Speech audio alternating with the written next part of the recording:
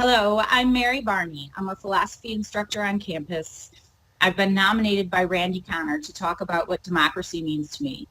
I want to focus on two key components of democracy.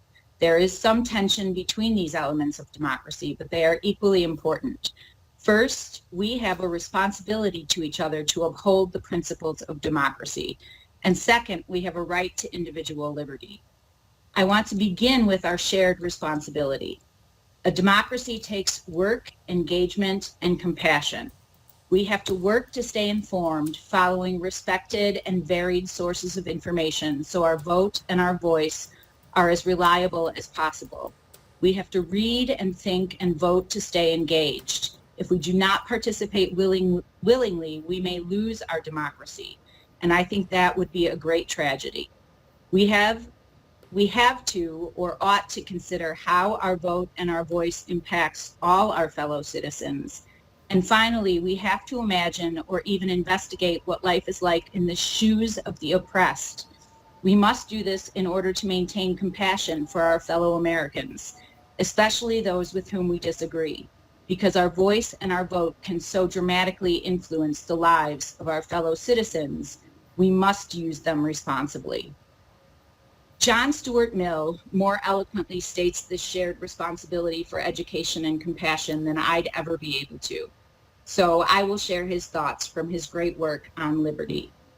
He who knows only his own side of the case knows little of that. His reasons may be good and no one may have been able to refute them, but if he is equally unable to refute the reasons on the opposite side, if he does not so much as know what they are, he has no ground for preferring either opinion. Nor is it enough that he should hear the opinions of adversaries from his own teachers. He must be able to hear them from persons who actually believe them. He must know them in their most plausible and persuasive form.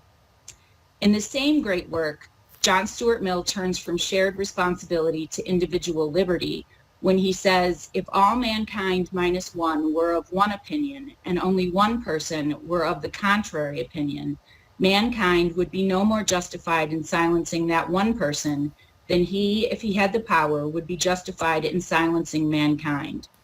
This is the essence of individual liberty, the freedom to think for oneself and reach one's own conclusions is essential to a functioning democracy. My critical thinking students often share their reluctance with me to engage in political debate. It makes them uncomfortable. I think this is necessary in a democracy, to step into this discomfort and do the hard work needed to establish your own positions on the issues of the day. That is how you use your freedom of thought and conscience. That is how you become a valuable member of the electorate. As I alluded to at the start of my remarks, these two aspects of democracy are in conflict with one another.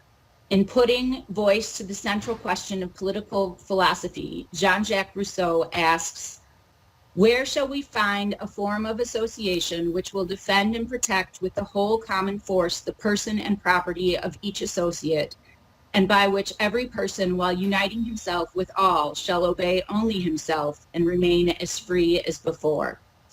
We ultimately can't be completely free because we are responsible to each other. One's liberty is not absolute, and our responsibilities to each other are not unlimited.